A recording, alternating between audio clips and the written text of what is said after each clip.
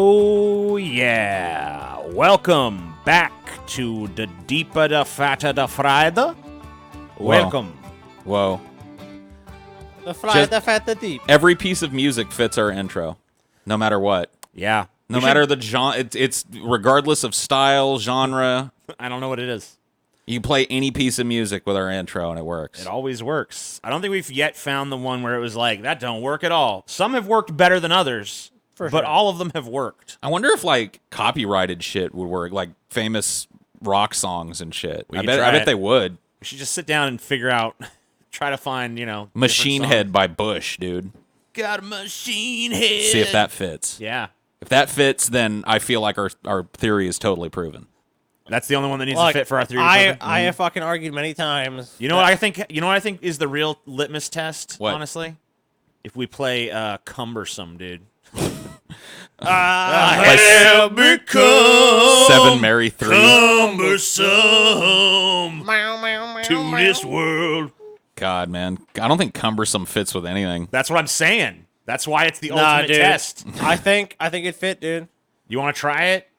We're just gonna get flagged. It's a not right Monday now. episode. Yeah, that's true. We'll try it on Friday, dude. I don't want to try it now, man. Maybe we'll just try a bunch for our patrons and put them on Vimeo. Dude, we Yeah. played like fucking 10 seconds of Mr. Crowley and that video got Mr. Crowley. copyright strike. Do you like this copyright strike? Yeah, you just can't even fuck around with music. I've gotten You know how copyright you could've- strikes you know how for you totally karaoke versions. You know how you of totally songs. could have avoided that, Scotty? How? Use the live one, man. Go find a live version. It probably wouldn't have triggered it. Usually, them live ones don't. I should have just told you to play 5 seconds because YouTube has said their official policy is not to flag anything. Right. So I just told you just play 5. But if the way you'd have to have chose a different part because you had like a little bit of the music in the beginning. You should have just like cut it right at like Mr. Crowley. Well, if I do part 2 of that episode, that's what we'll do. Yeah. So if you ever decide to go back and redo that entire episode, that's how we could easily dude, I have bypass to. those issues. I have to, dude, because if you do a biography, people point out like you left this out. It's like, You left out the time Aleister Crowley fucked a goat on meth. Which does sound like something you do, like- actually. But you have to leave something out. What we do? You want me to go back in time, record Aleister Crowley's entire life, then play it for you? Like, here's his whole life. Pretty much. that'd be cool. Yeah, that's pretty much what people expect from you these days. I want to see every shit Aleister Crowley ever took. The world is filled with actually guys. Actually, Actually, Paul, it's not. Just like, oh my god. actually, Paul, you're misusing the actually meme. Actually, Paul, there is no God.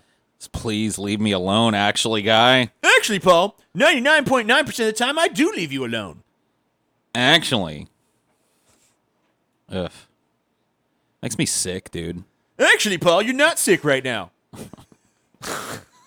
God damn it. Actually, Paul, you shouldn't say that. Actually. Yeah, fuck actually, guys. You know what? We're all actually guys sometimes. Not me. You've been an actually guy. You can't find a single You just instance. actually me right now. What? You're like, actually, I'm not. I did not. I didn't say love that. actually. Yeah, but you. Oh, the actually was implied, man. Oh, okay. The implied. It doesn't have to be actually. It doesn't have to be exactly the word actually. You know I just what I'm said not saying? me.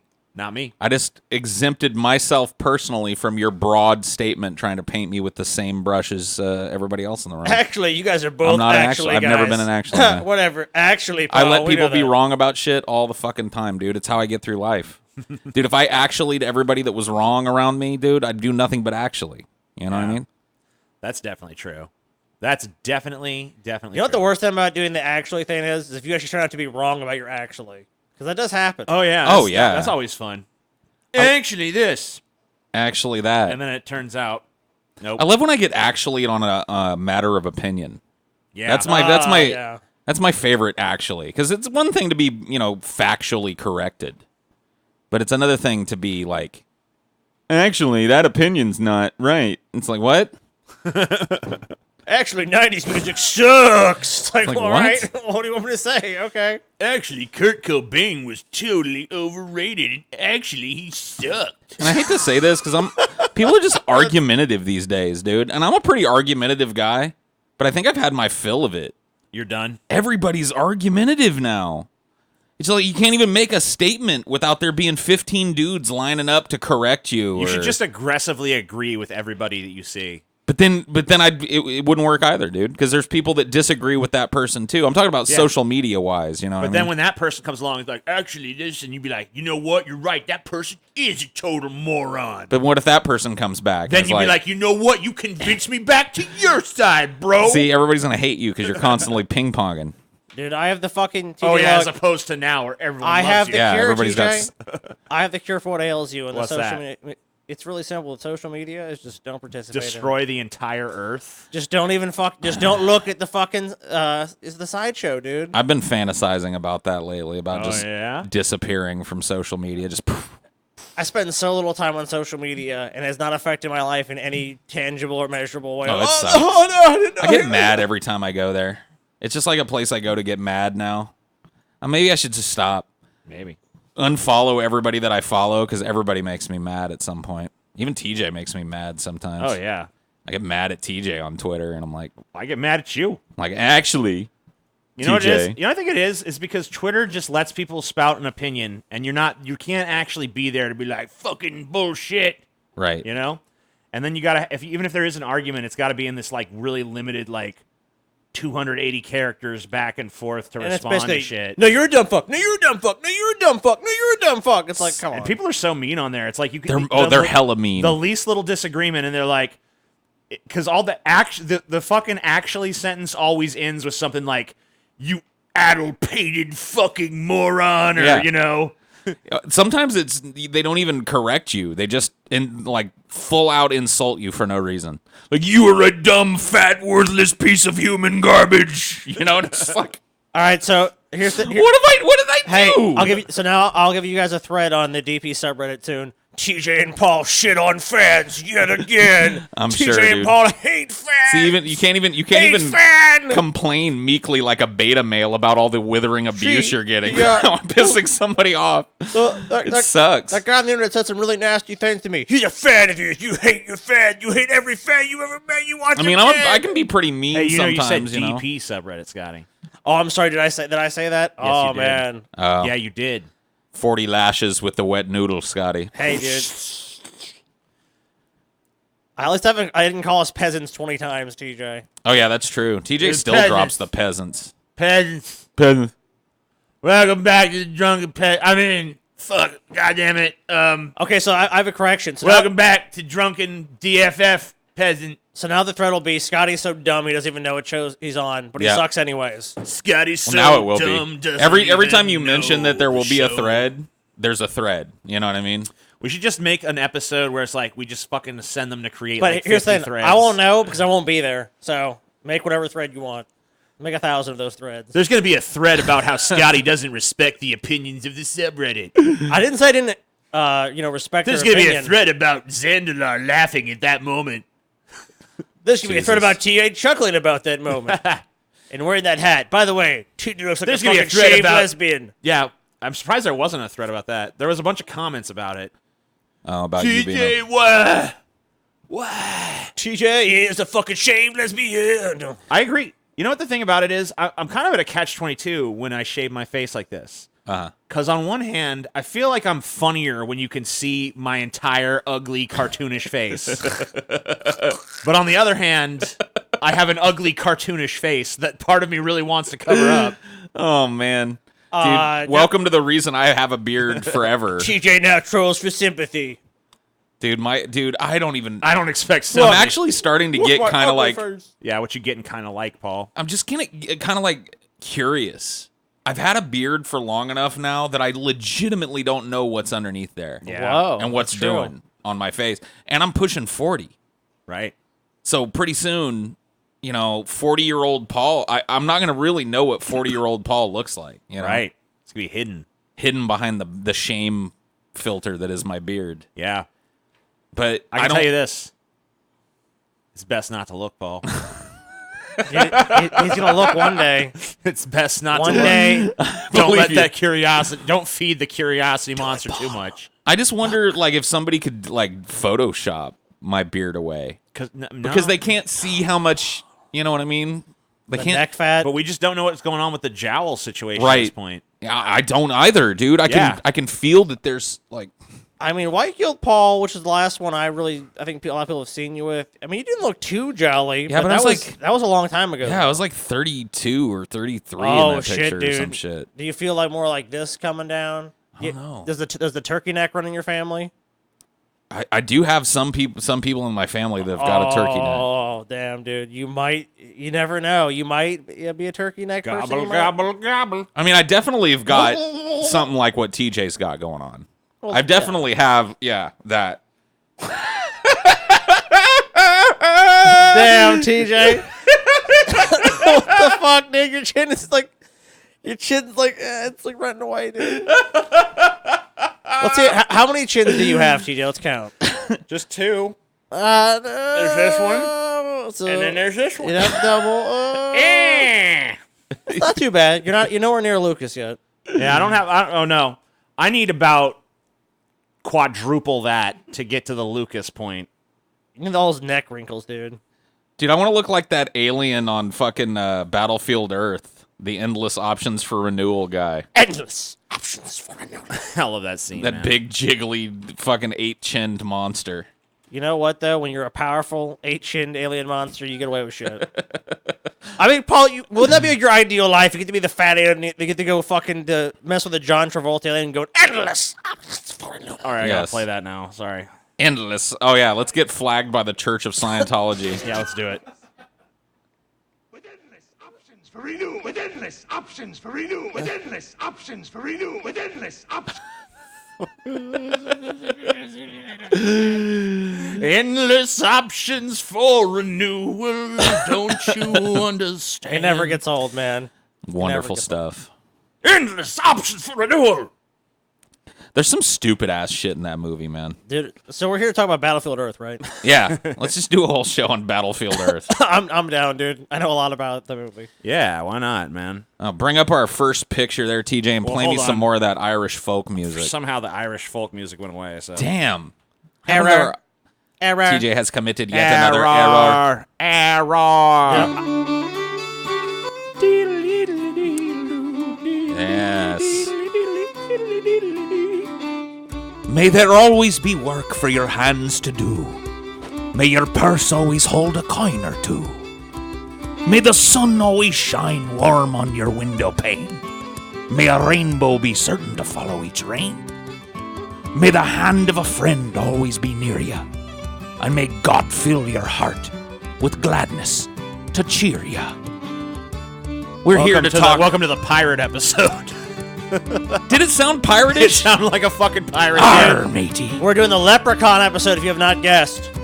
Well, Hell yeah, Leprechaun. What was it? A few months ago, we took a look at some mobsters. We did a show on Murder Inc. Yeah. Oh, shit, we did. Murder that ink, boy. I was interested in that. I thought I'd continue and look into the roots of the Irish mob here in America, at least. And what I found it went a lot deeper. Oh, do you have me coin? Went a lot deeper, huh? Yeah, I found that it went a lot deeper and a lot earlier than I thought. And it starts kind of where Martin Scorsese's Gangs of New York. Cool movie. Right. Was it Martin Scorsese that did this? Yes. It was. Yeah, it was. Okay. Yes, indeedly do. Now, I did find that movie was heavily fictionalized and yeah. didn't really tell the true story of what was going on there. But we really do have to start back in those times with the Dead Rabbits. Dead rabbits. Yep. Cool. So after the Great Irish Famine, which struck Ireland with a potato blight that killed over 1 million people, 1 million more people obviously left Ireland looking for food and opportunity. The vast majority of them ended up in Scotty's favorite country, Canada, Good. because it was a British territory and couldn't close its ports to the Irish ships. Some, however, chose to settle right here in America. Those are the smart ones. And most of them ended up in Boston, Philadelphia, and, of course, New York City. While most of the cities were, if not all out welcoming, at least accommodating of their new residents, New York City was another story. The attitudes of the native New Yorkers towards the immigrants created tension, eventually resulting in the formation of gangs like the Bowery Boys and the Dead Rabbits, and culminating in one of the most infamous riots in New York history. So I thought we'd take a little look at some anti-Irish propaganda, see if we could suss out what's being said. Okay. So that guy is Irish, huh? He's the Fenian Guy Fawkes. Right. So they're Oh, comparing him to Guy revolution. Fawkes, the guy that blew up Parliament in England, but he's not at Parliament. He's just sitting there. He's sitting there with, look, a mother and her children are gathered around to be blown up. He's going to destroy the family unit? Is that what's going on? I guess. Or is that his family and he's going to blow up his own I can't really I don't know. can't I mean none Is of it- them look like him. So I'm Right. I think that's like Lady Liberty, this like suckling the tea to freedom. You know what I mean? And this guy is gonna blow it all up. He's going to kill your damn children. But unlike Guy Fawkes, Can't the trust the Irishman Irish. is too stupid to even get off the barrel of gunpowder. So he's not only going to kill all of the good, normal, non-Irish people around him and all their children, but he's going to kill himself in the process. Yeah, and he actually looks like a fucking... It's- like the demon... He looks like a demonic leprechaun. He does. It's kind of orangutan-ish. Yeah. You know, and it wouldn't be the first time that monkeys were used to, demonize another That's social what, or that's religious what group. Irish people look like. Oh my God. Okay. Yeah, here's another one. Damn, it's like a drunk ape. Just Yeah. like a drunken roustabout. Everything obnoxious to us shall be abolished. Slaughter of peaceful, law-abiding Irish citizens, massacred by riotous militia. See the Irish papers, Fenian councils, hang the Dutch government. English gold. It is doubtful if the American Republic can stand the tablet The tables. tables. Okay.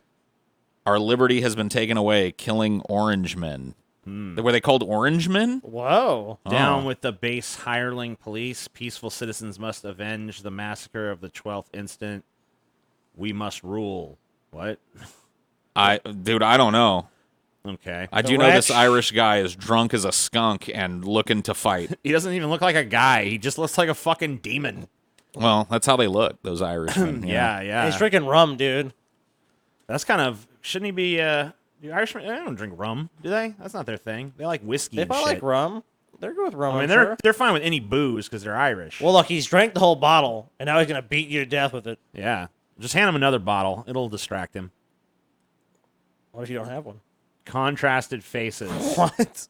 Look, so they quote Shakespeare on here. this Look on this picture picture and then on that. All right, fair enough. So Florence Nightingale Damn. versus Bridget McBruiser. Well, Florence Nightingale, you want to give the business to. She looks like a dog. They made her like an anthropomorphic dog. This meme continues on to this day because I've seen literally this exact meme on the Donald where they have some attractive conservative woman and then some ugly liberal chick. Right. And it's like, look, we're right because our chicks are hotter. You know what, TJ? Though, look at the words of But I mean, William Shakespeare. That's not what fucking. I mean, I'm sure there's probably some Irish women who are ugly, but Irish there's people are No, there's plenty of normal. non-Irish ugly women too. Irish people in general are not that's not thought of, at least not TJ. today, as a particularly ugly group of people or something. Would this propaganda lie to you? Look, you have the figure on the left, Florence Nightingale, normal, attractive, and the figure on the right, ugly as shit. Bridget McMoser. And if you have any question about that, TJ, are you smarter than fucking Shakespeare? Look on this picture and then on that. Is this the kind of bitch you want running around mean- your town? I mean, TJ. just like every other group of people, there's some hot little Irish lasses running around and some fucking, ugly dog-faced bitches that probably look a lot like this running around. Mm-hmm. Not every chick in America was Florence Nightingale. I guarantee you. In fact, the dude that drew this, the were wife he before went the home Irish to came, was Paul. probably not Florence Nightingale. They were before the Irish came. They're trying to act like Irish people have the market 100% cornered on ugly, and I don't know. I don't see that being the case. Well, that's because you You seem a little biased, Paul. won't even Well, I open have a your little Irish eyes. blood in me. You won't even A open your little, eyes. huh? And look at you. You know? Yeah. Speaking of look at me, The Irish ogre fattening on the finest pissantry. An actual So- picture of Paul here, if you're wondering. This is Paul's ancestor. yeah, I kind of like this depiction of the Irish menace. Yeah, dude. The Irish ogre, dude. Maybe I'll change my name to that. Maybe that'll be my new nickname in the community, dude. The Irish ogre. That could be your wrestling name. I like it, dude. Irish. Oh I god. don't see what the problem with this guy is. This would just make me want to be an Irishman. Yeah. He sits around and eats and gets fat. Yeah, he's fat. He's got a giant fucking. I don't know club. what pissantry is. Doesn't sound that great. Look it up. Let me look it up. I want to find out what the fuck pissantry is. Pissantry, Is that, dude. we don't really use that word. That means anymore. you're a pissant, dude. Pissantry. Let's see. Piss. So I guess it's derived. It's like from pissant Yeah. Yeah, So Scotty dude. or just That's said. what I'm saying. let's see. Various. Okay. I tired of your pissantry, Paul. Yeah, dude. It just so it's just like something. I guess a pissantry would be something a pissant would.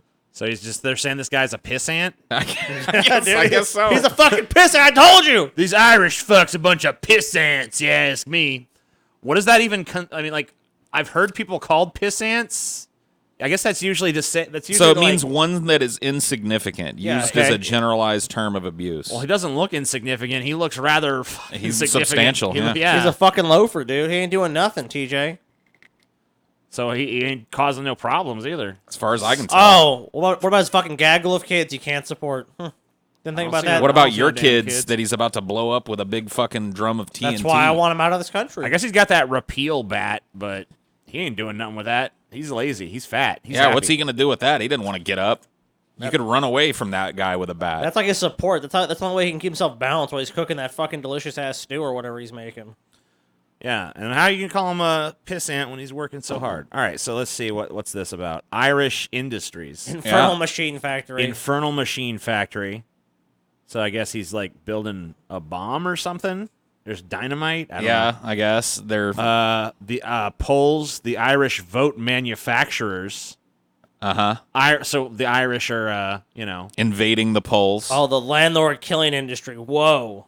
murdering that poor innocent landlord. Yeah, that I'm sure gave him a fair shake course. at every turn. A never failing Irish industry, and then it's just him Getting a handout. begging, and I guess he's talking to the Globe, and the Globe is just throwing. Look at his sign. It says, Please help the lazy. "Yeah, I like that. Whoa. Well, he's being honest. At I need least. one of those." Man, it's kind of you know who's really lazy is the people who had the job of insulting racial minorities back in the day. Yeah, Because, I mean, they just basically took all of the exact same things they said about black people and just slapped it. They just fucking, all right, they're basically white black people. yeah. And there you go. It's really weird too how they chose to. I mean, it's definitely like monkey-ish, but it's not. I don't know, dude. It's very strange the way they chose to portray Irish people with the long upper lip. They look like just like cavemen or something. Yeah. But like scrawny cavemen. Yeah, the proto man, dude. They Kinda all like got like Planet these of the fucking Apes real almost. primitive looking faces. They all look fucking, of course, stupid as hell. Even as you're And poor as fuck too. They're all raggedy. Even as we're expected to believe that they're fucking manipulating elections, we're also supposed to believe they're idiots. Yeah, they can't. They don't even have fucking employment, dude. They have no fucking job. They have a sign, please help the lazy. They're getting handouts. They're killing their landlords. They're fucking building. Well, I don't see why they have a problem with them working in the factory, though. You Well, figure because they're Well, it's building bombs. yeah, or it's the something. infernal machine factory. Yeah, it says dynamite and gunpowder and shit. So if anything, big business in America love to do is it's definitely to exploit cheap labor. I think that they're saying that they're violent, that they're like engaged in political violence or something. I don't know exactly if that's what's going on because obviously we're not in the time and place and context where this made sense. But So this is kind of a period representation of the two gangs that we're going to be talking about here, okay, and how they used to go around the town gang on looking. the gang on the left looks like they got a lot more style. Yeah. So the gang on the right is our Dead Rabbits, the Irish street gang that kind of cropped up, and the gang on the left is the Suave Bowery motherfucker. Boys. Yeah, the Bowery Boys got style. Yeah. Now you have to keep in mind that it might have been a nativist that drew this. You know what I mean? Somebody that wanted to make the Bowery Boys look suave and debonair and the Irishmen look shabby. But it's also very likely that most of the people that were in the Dead Rabbits gang looked very much like this. They, clothes with holes in them. They were at the bottom rung of the economic system. Cool. Which kind of I think drove their existence, honestly. Right. All of these types of gangs. Well, the Bowery Boys were born more out of just a hatred for the foreign hordes that were kind of pouring into America, according to their estimation. Right. And the Dead Rabbits gang was just kind of formed out of a need to find some other way to make a living outside of because you can imagine nobody was really hiring Irish. Right. So, so the name the Dead Rabbits came from maybe a couple of different places. Nobody knows for exactly sure. There's a rumor that the gang used to carry around a pike upon which they would impale a dead rabbit, kind of a symbol of their gang, or a rumor that they would signal the beginning of a fight by tossing a dead rabbit into the middle of the arena or ring, wherever they were going to fight. Weird. But nobody really knows why they called themselves the Dead Rabbits. I did find some stuff that said Dead Rabbit was kind of like a term of endearment back then. Like if you were a dead rabbit, it meant you were quick. Oh, okay. You know what I mean? Like Dead rabbits aren't that quick, though. Yeah. Living rabbits are pretty quick. Yeah, right. Dead I don't rabbit. think it actually meant dead, like Right, dead yeah. on. Oh, okay. Like he's a dead rabbit, dead like a dead ringer for a rabbit. Or Gotcha. so that's likely where it came from. Just a bunch of guys that were like, "Hey, we're quick, we're good." The gang was led in part by this dude here, John Morrissey, an Irish-American boxer who would incidentally go on to become a U.S. congressman. We'll talk about Oh, this. cool. He looks like he could beat some ass for sure. And he led the gang in their most notorious battle against their number one rival, the Bowery Boys. During a fight with a gang member named Tom McCann in New York City, Morrissey was pinned on his back atop burning coals from a stove that had been overturned. Damn. Morrissey endured the pain as his flesh burned, fought off McCann, and got back on his feet.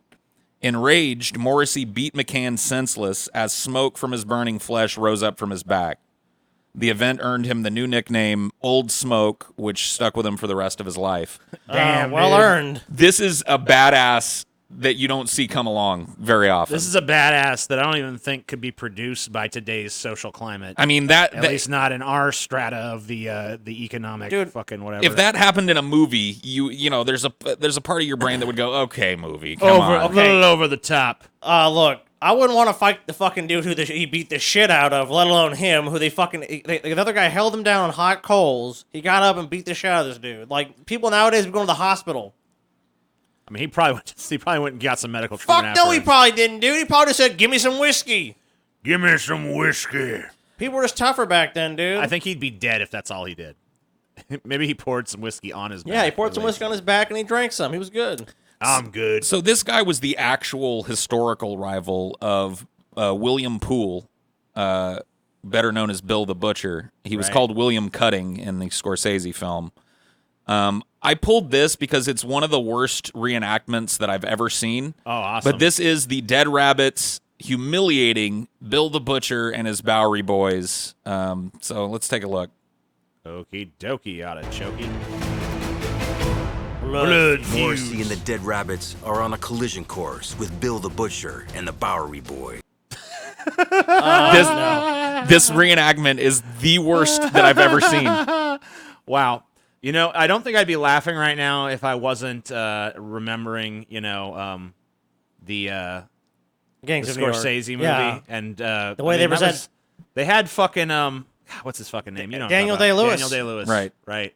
Well, they have this great shot of that. They have the whole thing where they walk through the fucking, basically the project, the tenement, and then they come up and have this great shot of Daniel Day-Lewis, who looks like this really imposing figure. And then there's this guy. There's this fucking dork. Like, This underwear, this underwear model here I got a suit is on. Bill the tough. Butcher for sure. You can see how he came up through the streets and won the respect of everybody. Oh, he looks hard as fuck, dude. Broad shoulders.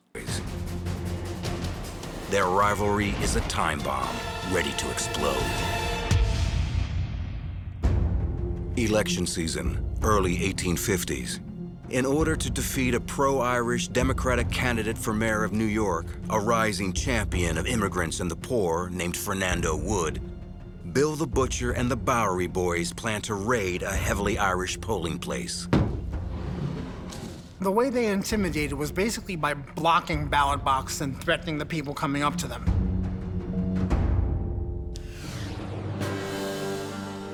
It's a tactic they've used many times before, and Poole has no I mean, Okay. all right, this is like some bad cosplay at this point. It's a tactic they've used many times. So, for the actually guys out in the audience, you'll notice as this goes on that Bill the Butcher is holding a meat cleaver, which makes sense, and a kukri, which is like a weird Asian knife that has no place in America at this time. So, they just kind of had some prop knives lying around, I think, and Neat. went with it. no reason to think that today will be any different. But it Rumors begin to circulate that William Poole and That his guy's Bowery got boys one lame little are going stick. to do everything they can to affect the upcoming election. So Tammany Hall recruits Morrissey to guarantee what Tammany Hall is going to call a fair and equal election, which in reality is get Poole out of the way and stuff the ballot boxes with Democratic tickets. He's like, no, So we're- both sides are Yeah. basically Right. just trying to It's fucking rig this. I'm in rigged election. No, I'm in rigged election. We'll talk a little bit about Tammany Hall as we go, but Tammany Hall was the Democratic arm of politics in New York at this time, and they were every bit as corrupt as you can imagine. Yes. Well, it sounds like it. You know, it was just corruption fighting corruption. Cool. Which corruption will win? At the polling station, Morrissey gathers his men. This is a way for him to help the Irish of 5 points and to These finally dudes. get his revenge. Gentlemen, stand your ground now, and tonight there'll be a pint for every Bowery head you crack. By the time Poole got there, Morrissey's gang, the Dead Rabbits, was already there. They had ringed the place. Well, if it ain't John Morrissey, have you forgotten the last time we met and I beat your face into a pulp? I beat your face Stand into aside. a pulp. You know what? I take it back. Daniel Day-Lewis, move on over, bitch. Yeah. There's a new Bill the Butcher in town. Why not just do Gangs of New York 2? Yeah, with this. Origins. Just remake it with this Yeah. guy. Because, I mean, obviously, we didn't get the best Oh, performance no, fuck we that, coulda dude. got. Bill's Revenge, dude. I want a sequel. Or you'll be sorry. Poole, you're outnumbered. The good people of this precinct will be voting for them that takes care of them. And you can't stop them. William Poole and John Morrissey came within feet of each other and just stared at each other. You're a sneaky Irish bastard, Morrissey. You're a sneaky Irish bastard, Morrissey. Dude, he looks like I'm going to cut you. Looks like Yes, I looks am. like he's like a zombie about to eat him, dude. What the fuck? Ah. I should have killed you when I had the chance. He should have. Poole has a tough decision. If he leaves, he'll be humiliated by his rival Morrissey. But to take on the larger gang could be suicide. Common sense took over, and Poole's like, yeah, we are way outnumbered. This is a sight we'll get used to, boys. A native, ready to tuck tail and run away. You'll pay for this. I swear. I Poole swear. hated it, but walked away. Poole had to essentially slink away, which is worse than losing a fight. He was beaten by an Irishman. He was beaten by a f***ing immigrant. That had to have gone through his head. Huh. Okay. Huh. So that's exactly how it went down, by the way. I like the guy explained. Oh, bang ball. What's it gonna do? So, once again, John Morrissey, who was depicted there as the paunchy Irish guy with the bowler hat. This is a picture of Bill the Butcher here, or William Poole. William Poole. And his arch rival, John Morrissey, was an Irish immigrant, worked for the political machine at Tammany Hall. Morrissey was also a popular bare-knuckle boxer and challenged Poole to a match. Though the two men were of different ethnic backgrounds and political parties, the initial grounds for their dispute may have arisen from an earlier bet by Poole on a boxing match at a Boston Corners on October 12th, 1853, in which Poole had placed a bet on Morrissey's opponent, Yankee Sullivan. The results of the boxing match were disputed, and Poole was against Morrissey being paid. So that might have been why these guys ended up hating each other in the first place. In 1854, they had a fight, and Bill the Butcher won. He beat the shit out of John Morrissey here. Old Smoke. Crazy. Morrissey plotted revenge, and on February 25th, 1855, Louis Baker and Jim Turner, friends of Morrissey, shot Bill the Butcher in the leg. Now, I've heard varying accounts of this. He was either shot in the leg or shot through the heart. Okay. Well, Big difference. Either way, he survived for 2 weeks and eventually succumbed to his wounds. Let's see. he was killed by Leonardo DiCaprio. Everyone knows that. So he died at the age of 33, and a local newsman reported Poole's last words were, "Goodbye, boys, I die a true American." So there you go. Who knows if that's true or not? He was a very popular figure. Sounds good, though. So he was buried on March 11th, 1855, in front of thousands of spectators. Now, he was dead before the events depicted in the Scorsese film even happened. He was dead before the Civil War kicked off. He was dead before the big draft riots in New York. But, so, pull up our next picture there. So, talking about our Irish godfather, and by the way, John Morrissey is considered by a lot of historians to be the absolute first mob boss in American history. I don't know if that's 100% true, but I saw him referred to as such multiple times. I thought that was kind of cool. The first mob boss in American history was an Irishman. So the money he earned as a boxer, he used it to build gambling parlors in the Five Points neighborhood of New York, becoming popular and also becoming the de facto leader of the Irish immigrants. In 1857, a riot broke out with the Bowery Boys and the Dead Rabbits. So it was on Independence Day, and the Dead Rabbits led a group of gang members from the Five Points into the Bowery. Their goal was to raid a clubhouse occupied by the Bowery Boys. However, they ended up causing one of the largest disturbances in New York City had ever seen after roughly 1,000 gang members joined in. So it's basically like a little war in the streets. Basically, yeah, they were going to go rough up a bunch of guys at a bar, but there were more guys there than they thought, which precipitated more backup coming from the Five Points.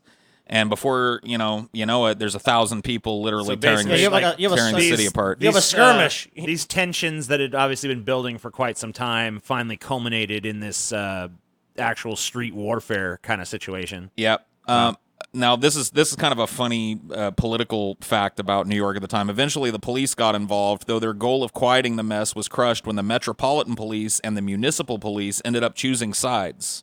Of course. So one of the police departments that was trying to oversee this ended up going with the natives, the other with the Dead Rabbits, and the police ended up just kind of taking part in the riot and becoming part of the riot, which shows you how closely allied the social services were to these gangs. The same could be said of firefighters, which I can almost guarantee took part in this riot as well, as fires were lit in the city. They had the same kind of thing. There were competing fire brigades that would fight one another. So there was nobody trying to settle this other than just through victory. There's like people are taking sides. There's no one actually trying to mediate this dispute in any way, shape, or form. Dude, let's think about this time period. You know, most of these cops are definitely fucking corrupt, definitely on the fucking dole for these gangs, or they're just looking the other way. Well, they were all in the pockets of the political parties. So Tammany Hall was paying all of the social services for these areas. And they controlled it all. So they were just almost part of these gangs, almost. So it raged for 2 days as the Dead Rabbits fought the Bowery Boys. Countless members of other gangs joined in over the hours. Then finally at 9 p.m. on July 5th, the New York State militia arrived. So it took the militia coming in as, I guess, an impartial party. They marched down the streets carrying bayonets. They pushed their way through the riots, whether their show of force or their willingness to club or impale anyone that got in their way was to blame. The rioters were eventually quieted, retreating from the streets and fleeing back to their hideouts. So basically, they show up, they start fucking. They're just indiscriminately anyone in their way. You get a fucking bayonet through your fucking chest. You're dead. Fuck you. And eventually both sides are like, we better fucking calm this shit down or we're both just going to be killed by this fucking this state militia. Now, the ridiculous official tally for this riot is 8 men known to have been killed, but this is widely thought to be completely wrong, as both gangs wanted to hide, the number of people that were killed, so they dragged their bodies off of the field so that an accurate count couldn't make this side the winner or that side the winner. Right. So they basically, neither side had any, like, both sides is like, we lost a lot of people. Let's try to keep it quiet how many people actually died in this thing, because we don't know what the final tallies are. But, you know, if they killed 100 of us and we only killed like 60 of them, it's going to look bad for us, you know? Right. So a Tammany politician, Isaiah Renders, tried to end this riot, and he was chased out of town by both sides as a result. Nobody wanted to hear "stop fighting." And the vacuum that he left behind allowed Morrissey to take over the Dead Rabbits and secure a position in Tammany. So he became what, like I said before, what many people consider to be the first mob boss in American history on that day. Because he was, you know, he secured the political power and he gained this huge racket of the 5 Points filled with breweries and whorehouses and gambling dens. Right. And he oversaw it all. So not only at that point is he, and plus it sounds, I mean, like, he not only at that point is he running the streets, but he's politically connected. Right. He obviously has police in his pocket, he government services in his pocket. He's doing what every mob boss essentially does, the prototypical. And obviously, he like you said, he did it first. I mean, I don't know if that's true or not, but the ability to have what is called a protection racket. That's all. Right. That's really what these things boil down to. Is that if you want to run a whorehouse, that's fine. Other people are going to try to come in and take your money. I'm going to protect you. Of course, you have to give me part of that money. So yeah, he immediately made an alliance with Boss Tweed, William Tweed, the Grand Sachem of Tammany Hall, and opened tons of gambling parlors, whorehouses, speakeasies, and Cool. gave a cut to Tweed in exchange for political favor. And all of that work that he did paid off, because in 1866, with the backing of Tammany Hall, of course, he ran for Congress and won.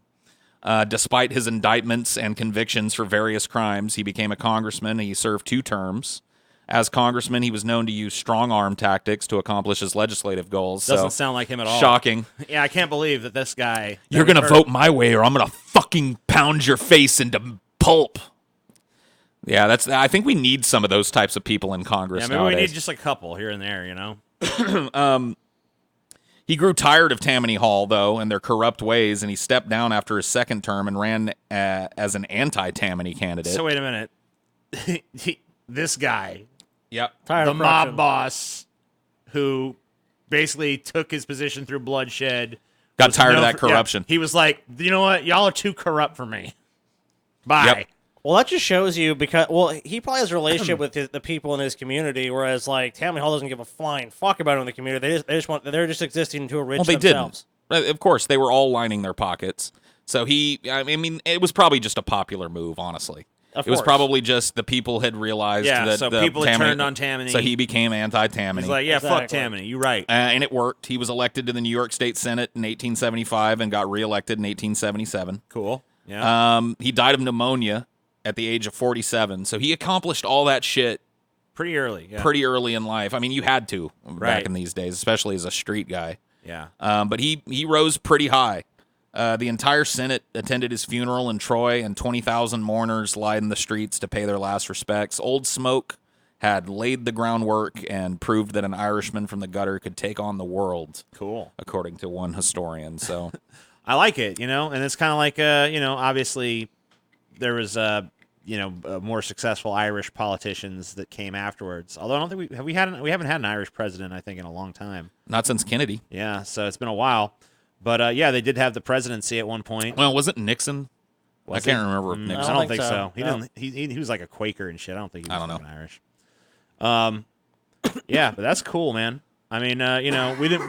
This is kind of outlaw, dangerous sort of figure that America just doesn't really produce anymore. And So- honestly, the mob has been dominated so much, at least in the cultural landscape, by the Italian mob. Everyone thinks of, oh, that's the mob, right? Right. And to think of this guy was a huge figure. I mean, like I said, the first actual mob boss in America. Yeah, widely considered one of the first, if not the first, mob boss, and it goes to show you how hand in glove government and organized crime is from the very start. Oh yeah, like look what's going on in Hong Kong. They have all those triads and shit, beating people. There's pro Right, Hong working Kong. with the government. Yeah.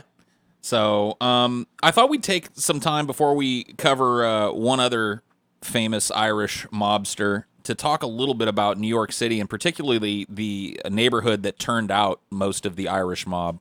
Good old Hell's Kitchen, which is pictured here, as you can see. Yeah, it's a good neighborhood. Looks like a pretty fucked up place. I wouldn't mess with that dude. Kind of looks like hell, man. He's wearing, I guess, a period shirt. Yeah. Where's the red then? Period. I got you. Sorry. Right. Oh, period. Yeah. No, this is not Hell's Kitchen. Do you guys know where Hell's Kitchen is in New York? It's here. Yeah, there it is.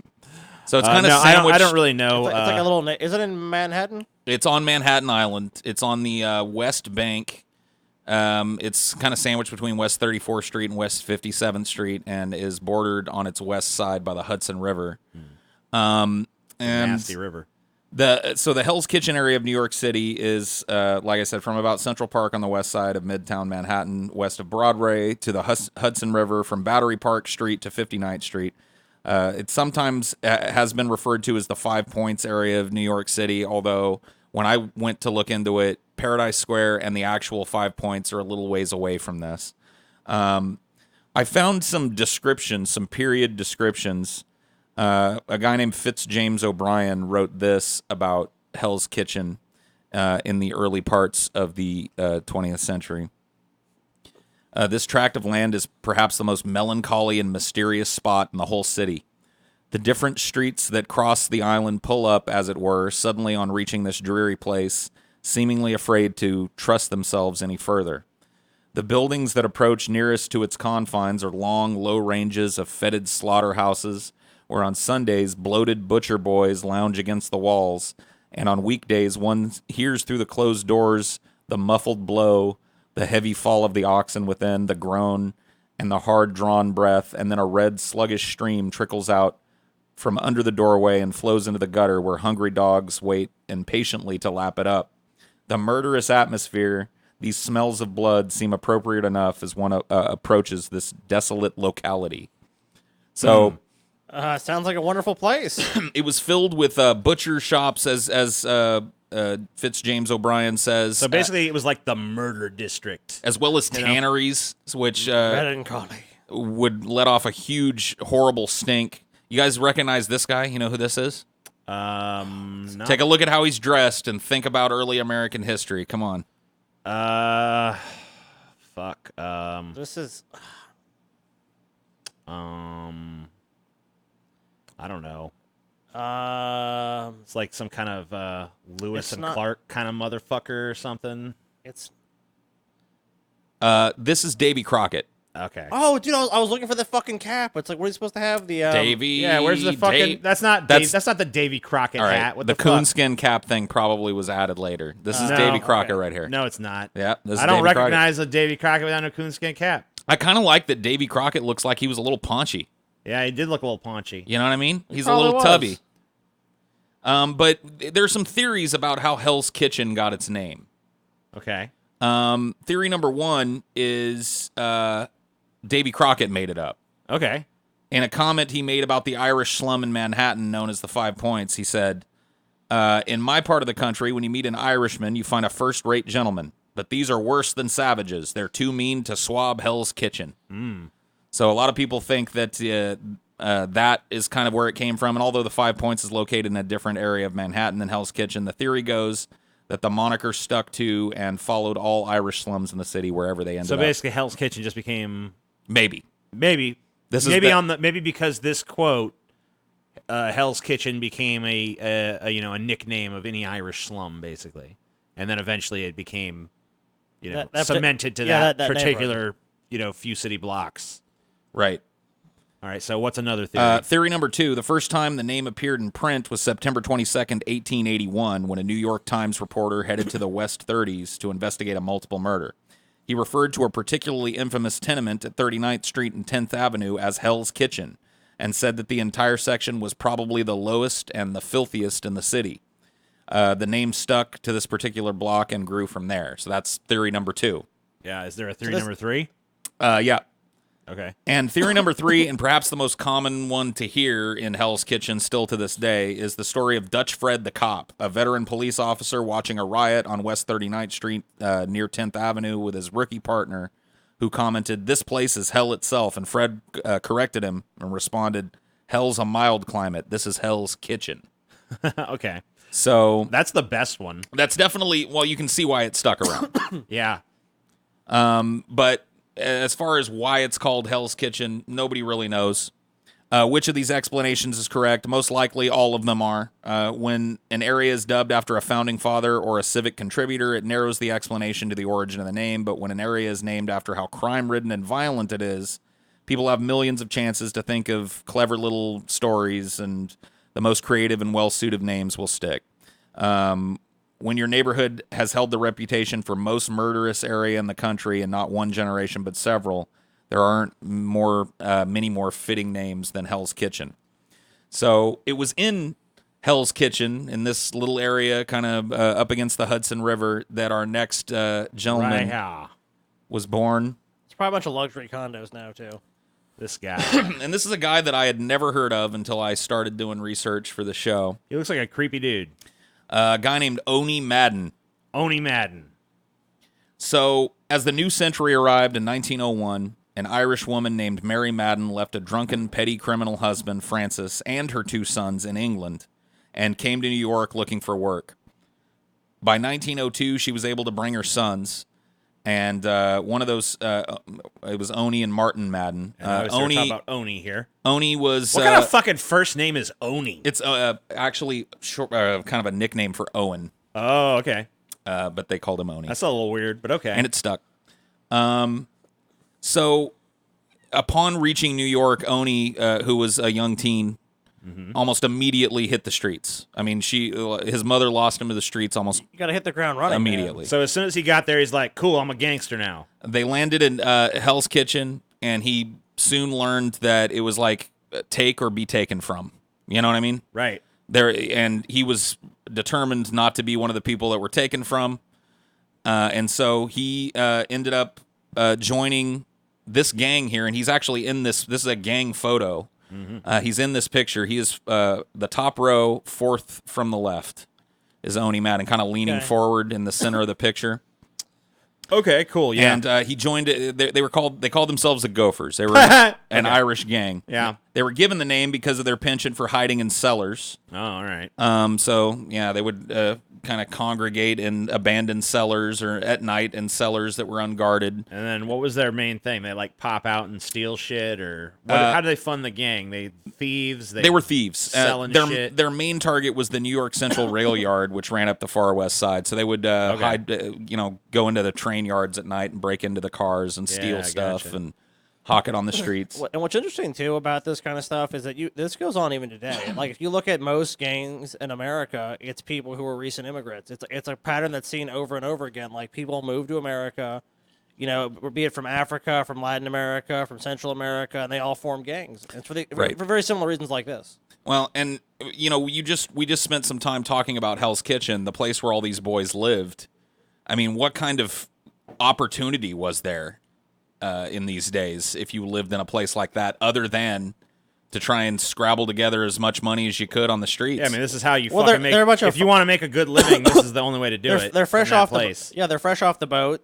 They're not Obviously, there's a huge propaganda machine working against them. Yeah, a lot of legitimate businesses don't want to hire them. So yeah, they're gonna be very insular. They're gonna stay in their community, and obviously they're just gonna do whatever they can. Obviously, in this case, stealing. Cool. So, as legend has it, Oni Madden had killed 4 people by the time he was 16, earning himself the nickname The Killer. He was known as Oni the Killer. And he really got that name after gunning down an Italian gang member in the streets, after which he shouted, "I'm Oni Madden, 10th Avenue." Yeah, It was in broad daylight, and no witnesses came forward linking Madden to the crime. Why the fuck would you? As a result of the fact that people knew that he ran with this gang. Yeah, no one wants to get on that bad side of the gang. By age 18, Madden had become a prominent member of the Gophers and was suspected in the deaths of 5 rival gang members. He was earning as much as $200 a day, which is close to $2,000 today. Right, $2,000. So he's making basically the equivalent of $2,000 a day. Yep. And as the gang, and he's living in this. I mean, like this is a slum guy. Right. So I mean, like he's got to be. I mean, like at a certain point, at 18 years old, you got to be one of the richest motherfuckers in town. Right. Oh, easily. Because you're making more than any legitimate businessman or factory worker or any of that bullshit. You're definitely making more than the guys that are fucking chopping up the cattle and the dogs licking up the blood outside the fucking doorway. Right. The gang had a huge protection racket. So in Hell's Kitchen, if you ran a business, likely you paid these guys so that they wouldn't firebomb your I always business. loved that it would be. I always loved it was protection. It's like, Right. pay us To so that protect we'll us from us. you from us. Right. You know, we won't just. I love how it's like framed like that all Yep. the time, man. Yeah, you don't really. One of my favorite scenes. I know this is Italian mob and not Irish mob. But one of my favorite scenes in The Sopranos is where the mobsters start showing up to like, corporate chains and shit, and they're like, we can't authorize that. Like, I don't know what to tell you. You can't because you can't intimidate a giant corporation into giving you protection money. Yeah. I mean, these were all mostly local businesses, but I'm sure there were some franchises and some larger businesses that paid the protection racket all the same. I mean, they had to run their businesses just like the small business owners did. But nowadays, you can't really at get least away not with that. Today. I mean, I don't know. Maybe there's some. You can't go to Best Buy and be like, look, if you don't pay us, you can't operate Best Buy here. Best Buy, if you don't want to be burned to the fucking ground, eh? Well, and it should come as no shock to you also that the Gophers here had the local municipal police squarely in their pocket, as well as some of the legal system. It was known that these guys, when they did get gaffled up in a murder beef or a robbery beef, that more than likely they were just going to get a slap on the wrist and be sent back onto the streets.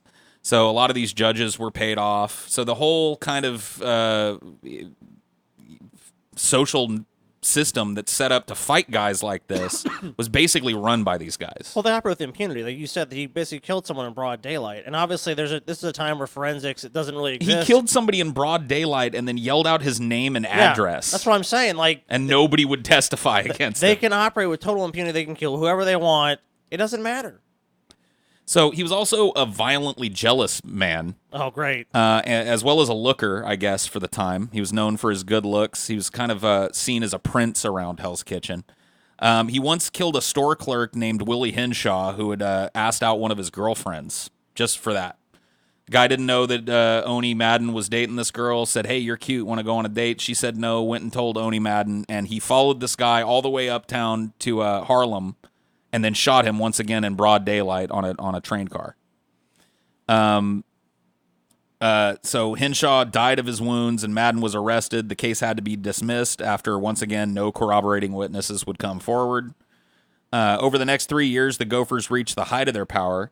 They had a rival gang kind of nearby called the Hudson Dusters, which I looked up why they were called the Hudson Dusters because I wanted to know. And it was apparently because they were known for being cokeheads. Okay, cool. They were always dusted up, or dusted as they would call it back then. And it made them kind of real violent killers. And they had a big rivalry with the Gophers over territory and protection rackets. Let's get dusted. So this gang of cokeheads, the Hudson Dusters, they were threatened by Madden's power, and they ambushed him inside of a 52nd Street dance hall. Now, the story that I heard was they sent a hot chick over to him. They knew that his kind of weakness was hot chicks, so they got this hot chick that was, an affiliate of their gang to go chat him up, and that allowed their gang to kind of creep in and occupy all the seats around him, and by the time he noticed, he was just kind of surrounded by these guys. In true Irish mob fashion, and keeping in the tradition of the first guy we covered, this guy was an ultimate badass. They shot him 11 times in the torso. Damn. He was taken to the hospital. He survived. They could only remove safely 6 of the bullets, and he carried 5 of those 11 bullets with him until he died much later in his life. He's actually one of the rare guys that you'll find that gets to die of natural causes. Wow. In the mob. That is incredibly rare. So a lot of these dudes would, people get killed by one bullet all the time. Right. This dude was unloaded 11. on. Yeah, 11 bullets. 11 fucking riddling bullets. his body. Obviously, they were afraid, too, because no one shot him in the fucking head. They just obviously unloaded on him quick. Yeah, they did. Well, I mean, he 11 was just shots, surrounded. though. Yeah. I mean, 11 shots, you figure that's a good number. Right. Madden refused to talk to the police about who had done this. He knew all the guys that had did it to him. He was saying about, I'm going to get revenge. So But he said to the police, "My boys will get them. It's nobody's business but mine who put these slugs in me." So it was street justice all the way. He wasn't about to go fink to the cops or whatever and make a state beef out of it. He was like, no, I'll take care of it. Don't worry about it. It's my business. I'm sure that I'm sure all those guys were dead pretty shortly thereafter. Shortly after he hit the streets, several members of the Hudson Dusters were found dead all over town. Shocking. What? So in 1914, Madden became involved in a dispute with Little Patsy Doyle, a prominent member of the Dusters, over a woman, once again, named Freda Horner. This is Little Patsy Doyle here of the Hudson Dusters. Looks like a cokehead. Yeah. Doyle did the ultimate bitch move. He went and informed police about Madden's operations. So he was like, "Oh, I'll show you. I'm gonna fink to the cops," which, as you can imagine, is the lowest of the low that you can do when you're one of these type of guys. I mean, you're organized crime, you know. So Madden kind of used the same tactic that they used against him. He sent a girlfriend of his named Margaret Everdeen to ask Doyle to meet Madden to hash out a peace agreement. And she kind of seduced him into going to this spot. Madden shows up, ambushes him, and kills him. The police questioned the woman, Margaret Everdeen, and another woman that was involved in the plot, and they were both offered protection by the police, rolled over, and all of a sudden, Oni Madden is facing an actual trial where he's going to lose, because now there's witnesses that are saying, yes, it was him that killed him. Yes, he had us lure him here. Not if they don't make it to the trial. So they did make it to the trial. The police were able to protect them long enough for them to sing against Madden, and he was sentenced to 20 years in Sing Sing prison in Ossining, New York. Sing Sing. So Sing Sing, a notoriously violent prison, especially at this time. I mean, prisons are still notoriously violent, but they're fucking a cakewalk in comparison to early American prisons, or early 20th century prisons. Just absolutely, kill or be killed type of environments, fully corrupt. Which doesn't sound all that different than the streets that he came from anyway. Right. And a lot of these guys that went in there were pretty well prepared to live in that type of environment. But Oni actually used the time in Sing Sing to have some kind of personal revelations. He saw this kind of back and forth of revenge killing. Oh, yeah, you're going to try and kill me? Well, I'm going to try and kill you. Well, I'm going to kill you, and then you guys are going to come kill me, and then our guys are going to... You know what I mean? Yeah. And he decided that when he got out, not only was he going to serve his time peacefully, which by all accounts he did, but that when he got out, he was going to turn over a new leaf. Now, of course, that didn't mean not being a criminal. That just means working smarter, not harder.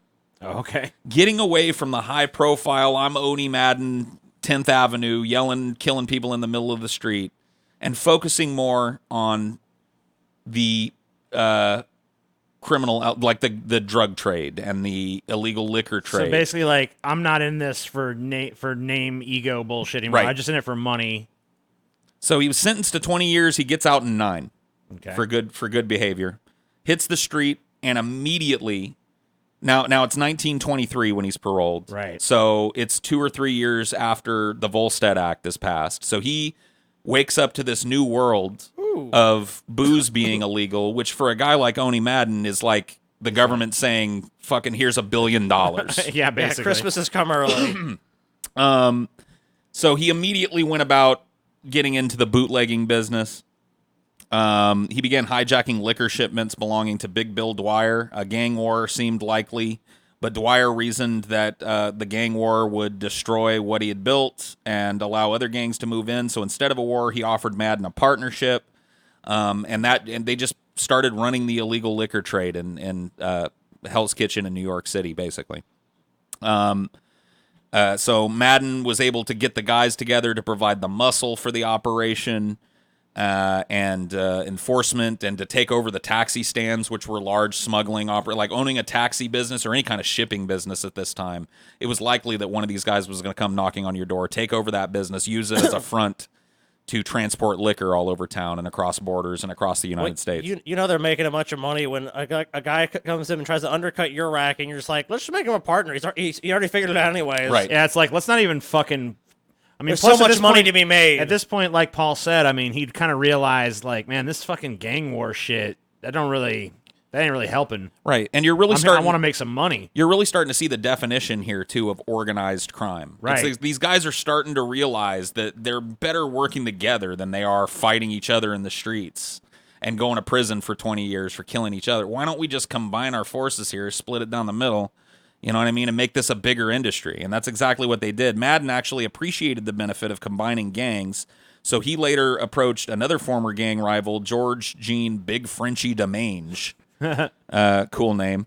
The pair began to open and acquire some of the flashiest speakeasies and nightclubs in New York City, so he legitimized it by going kind of like taking it public with these places that the New York City elite would hobnob at. So politicians would come to these glitzy nightclubs and openly flaunt the Volstead Act by drinking the liquor that these guys... I mean, they had a legitimate business. Well, at least the front of a legitimate business. Right. It looks like a legitimate business. And, of course, legitimized by the fact that the power brokers in the city were all in on it. They were all taking part in it, and he became kind of a celebrity. Even though he was known in these later years for really wanting to stay out of the press, he still became well known by virtue of the fact that he owned all these crazy popular clubs. So the most popular club and the one that still exists now, he owned the Cotton Club in New York City, which was like a foundational jazz club in New York City. Duke Ellington was on permanent retainer there. And, you know, if you know anything about jazz, Duke Ellington, one of the fucking most amazing jazz artists that ever existed, would play every night at the Cotton Club. So Madden and DeMange also refitted Johnson's old club. It used to be called the Deluxe, renamed it the Cotton Club. It was a whites-only nightclub serving... Except for the acts. Right, serving vaudevillian-style black entertainment to the white patrons. But he wasn't done yet. Madden, along with Dwyer and DeMange, so this kind of like trifecta of bosses that have gotten together, muscled their way into a piece of the exclusive Stork Club where, it was just another influential club. So they had a piece of at least two of the biggest clubs in town, and by the time he was done, Oni Madden had over 20 clubs in New York. So he's like a big name in the nightlife scene as well as running liquor. Although almost all of the performers and servers at the venue were black, Madden's Cotton Club exclusively catered to white patrons. Even the families of headlining black performers weren't allowed in. Oh, Jesus. Langston Hughes described the venue... Racism, y'all. Ain't it a thing? Isn't it great? Langston Hughes once described the venue as a Jim Crow club for gangsters and moneyed whites, and noted that white visitors to the neighborhood would flood the little cabarets and bars where formerly only colored people laughed and sang, and where now the strangers were given the best ringside tables to sit and stare at the Negro customers like amusing animals in a zoo. Wow. So there was definitely some racial tension here. I mean, even the name, the Cotton Club, you know what I mean? Like, who's picking the cotton? Yeah. Who's the color of the cotton? I think I pulled a picture of Duke Ellington and his band at the Cotton Club there. Cool. This is Duke Ellington. And, well, I think this is a little later in his career. I don't think this is at the Cotton Club. No, this is not at the Cotton Club, but this is, of course, Duke Ellington. And his orchestra here. If you want to learn more about that kind of shit, just watch that documentary Jazz by Oh, it's great. What's that dude's Ken name? Burns. Ken Burns. Yeah, it's a PBS documentary. It goes on and off on Netflix. But it's true. You can't always find it on Netflix, but it is around, and you could get it pretty easily. I saw it recently on Netflix, so I know it's there now. Okay, cool. Well, and it's a really good. It's long, but even if you're not super into jazz music, which I'm not, it's an interesting documentary. It's an interesting look at that time and place and that cultural atmosphere and stuff like that. And it's filled with just like super colorful characters and great stories, and absolutely. So, like I said, Madden eventually gained ownership of more than 20 clubs and became well-known and glamorized for his Prohibition-era activities. He also gained recognition for his revenge tactics and payoffs of City Hall. So, in 1932, this kind of conglomerate, this organized crime syndicate that is built up, had a meeting about another gangster named Vincent Mad Dog Call, who had started to extort money from other gangsters.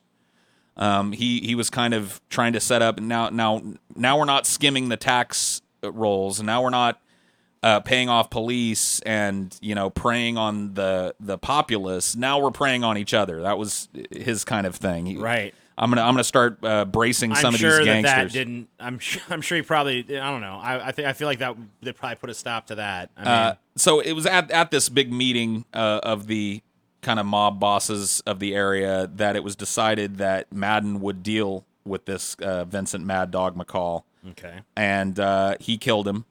He was arrested for a parole violation the same year that he killed him. But they were never able to pin the murder on him. But it was at this point that Madden saw that New York was he was done. It was starting to get too hot around New York. Right. So basically, the forces of law and order were actually starting to kick in a little bit. Not only that, but the Italian mafia was starting to creep in now. And he's like, this place is a volatile cocktail. I'm out of here. So in 1935, he leaves New York. Now, there was speculation that I saw. I didn't write it down because there's no way to prove it, that the state government kind of colluded with him and said, look, we're going to have to come after you if you stay here. People are getting more and more incensed by this organized crime and the killings and the robberies and the lootings and shit.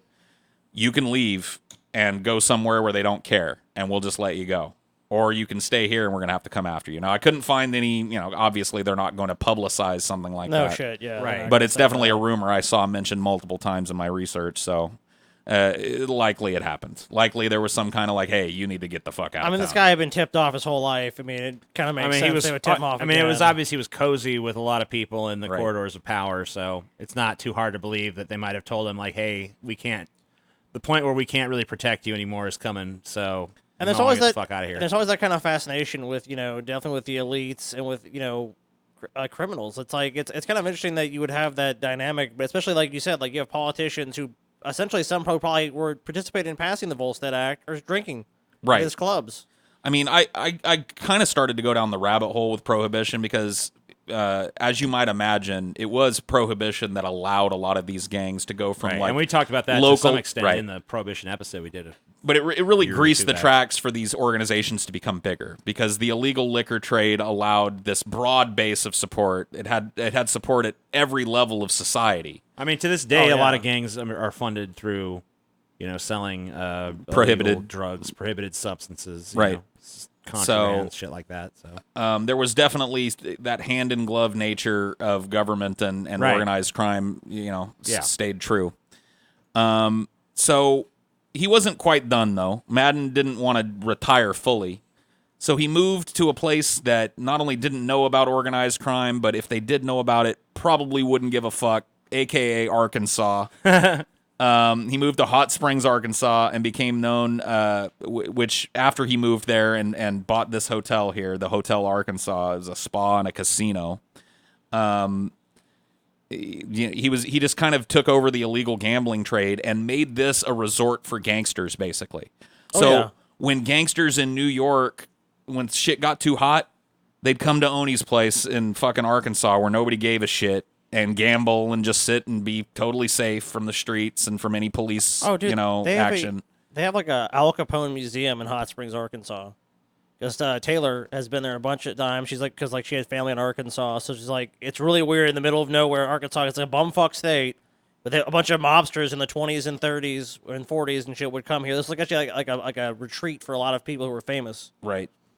Lucky Luciano was apprehended in Hot Springs in 1935. Just a lot of gangsters would and politicians as well. Oh, yeah. It's a place where these people kind of came to hobnob, and of course the local government was all too happy to take their little slice of the pie and allow this to go on. Yeah, who gives a shit? It's not like money's coming to Arkansas in droves, And he basically ran this racket in Hot Springs, Arkansas, until his death of natural causes in 1965. So, unlike a lot of the guys that took this direction in life, he just seemed to make all the right moves at all the right times and was able to just kind of continue flaunting the law all the way up until his natural death. That's because when shit got hot, he changed tactics. He's like, all right, I'm not going to be involved in this anymore. Yeah, a lot of people wouldn't do that. I'm going to go retreat to Arkansas. Not only that, I'm going to create a safe haven in Arkansas for other people to come when the fucking heat's too hot on them, because I already have all these connections to these people anyway. So I'll facilitate a service to the rest of the fucking, criminal class. Right. So rather than spend less time talking about multiple gangsters, I covered kind of the two foundational Irish mobsters. I really like this topic, and of course there's a billion different colorful figures as we get on and on. We talked a little earlier about Whitey Bulger before we started shooting. Oh, yeah. We didn't get into him. Only recently was murdered in prison. I have to admit that the most shocking thing about that is just the fact that he died of natural causes, because especially with the mob, that's very rare. You don't usually make it to your fucking 70s. Not only that, but he left behind $3 million in assets that nobody can account for. So his money wasn't even touched by the government when he went. He was able to pass on all $3 million of his assets to people. Well, most of these guys don't back down. They don't fucking Al Capone was busted on tax evasion because he was always fighting. He was always in the newspapers. Oh, no, that's bullshit. I'm living large. And he always presented himself. This guy wised up when he was about 30. Yep. And was like, wait a minute. If I keep doing this, I'm going to be dead or in fucking jail. And these two guys, too, that we covered tonight. John Morrissey and Oni Madden. Badasses, dude. Total bad. I mean, especially, I think... both of them have got badass stories. I think Morrissey was the more badass, but he Madden got up was with his back. smarter. Yeah, got up with his... I mean, Madden was a badass, too. Oh, man, they were 11 both shots. 11 both fucking of them shots. both of them were clearly very intelligent and whatever. Took 11 bullets to the fucking ass, dude, and walked away from it and went and killed all the guys that did it to him. Oh yeah. I mean, like that's a claim to fame right there. Even though he, in his later years, found a way to make the racket a little more peaceable and to at least remove himself from the direct violence of it. I mean, he was forged in that fire, man. He was a scrapper. Oh yeah. So that's what I was saying. It's like the of these dudes you really don't see anymore. Yeah. Oh no. No, not like these guys. They're a product of a different time. They're just not. The conditions don't exist to make these type of people anymore. Right. At least not here. Like, as bad as the slums can be in America now, and they still turn out some hard ass motherfuckers. I mean, a dude that'll fight you with his back on fire. I don't know. I just don't know if we're gonna see that of dude ever again. Well, wait till the nukes fly. Maybe after that. It's coming back Maybe around. so. Paul. The super mutants. It's coming back around. Well, thank you guys for watching. Yeah. It's been another episode of DFF. We'll see you guys again later this week with some more content and shit. Peace. We make content. We are Content Machine. I am Content Machine. Devour content. Blah, have content. Goodbye. Bleh. Content. Bleh. Content.